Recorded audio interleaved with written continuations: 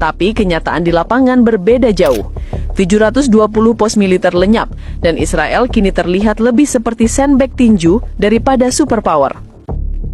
Beberapa analis menyebut gempuran ini akan tercatat sebagai salah satu momen paling memalukan dalam sejarah Israel modern. Seorang komentator menambahkan roasting pedas. Israel selama ini jual image sebagai singa padang pasir, ternyata lebih mirip kucing liar yang terseret banjir got. Dengan kehancuran Beersheba, posisi strategis Israel di selatan nyaris lumpuh total. Jalur logistik terganggu, suplai amunisi menipis, dan kemampuan pertahan mereka di kawasan tersebut sangat dipertanyakan. Dunia kini menyaksikan bagaimana sebuah keputusan nekat bisa berujung bencana besar. Dan satu hal yang jelas, Beersheba kini bukan lagi simbol kekuatan Israel, melainkan monumen kegagalan paling besar mereka dalam sejarah konflik Timur Tengah. Ledakan demi ledakan yang meluluh lantakan Beersheba bukan hanya mengguncang Israel, tapi juga menggema ke seluruh dunia. Berita tentang 720 pos militer Israel yang hilang dari peta dalam semalam membuat media internasional ramai-ramai menyorot tragedi ini. Negara-negara besar mengeluarkan pernyataan resmi. Sebagian menyerukan deeskalasi, sebagian lagi justru terang-terangan menyalahkan Israel. Bahkan sekutu-sekutu lama Israel tampak ragu untuk memberikan dukungan penuh. Amerika Serikat, yang biasanya jadi tameng utama, kali ini hanya mengeluarkan pernyataan datar. Kami mendesak semua pihak menahan diri. Netizen langsung roasting. Bahasa diplomasi Amerika itu kayak orang tua yang lagi males. Anaknya jatuh dari sepeda malah cuma bilang, hati-hati lain kali. Uni Eropa pun terbelah. Ada yang minta penyelidikan, ada yang justru bilang Israel memang sudah kelewatan. Negara-negara Asia dan Afrika tak kalah keras. Sebagian menyebut Israel sebagai pemicu resmi kekacauan regional. Bahkan ada yang menyamakan manuver Tel Aviv ini dengan orang mabuk yang sengaja nyalain kembang api di pom bensin. Organisasi internasional juga angkat suara. PBB mengadakan sidang darurat. Meski semua orang sudah bisa menebak hasilnya, banyak omong kosong, sedikit tindakan nyata.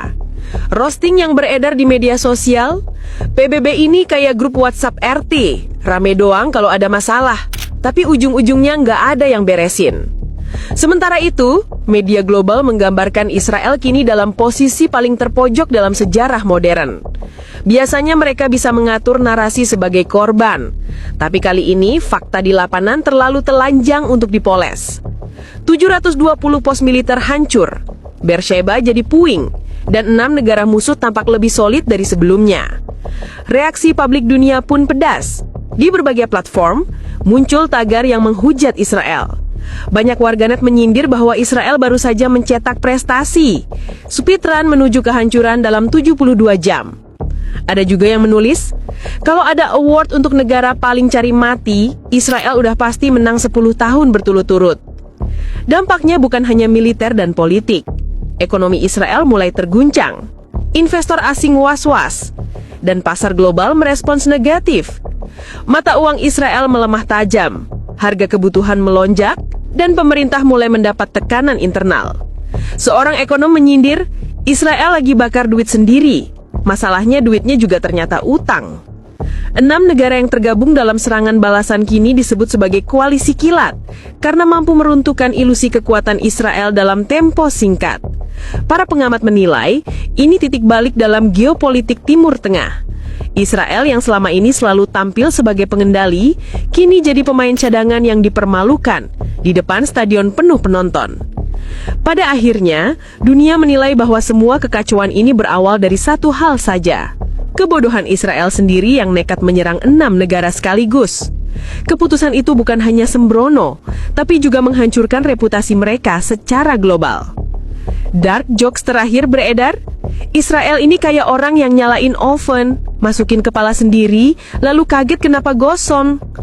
Dan sekarang, setelah Beersheba hancur dan 720 pos militer lenyap, dunia bertanya-tanya, apakah Israel masih bisa berdiri, atau mereka akhirnya akan runtuh di bawah beban kesalahan mereka sendiri?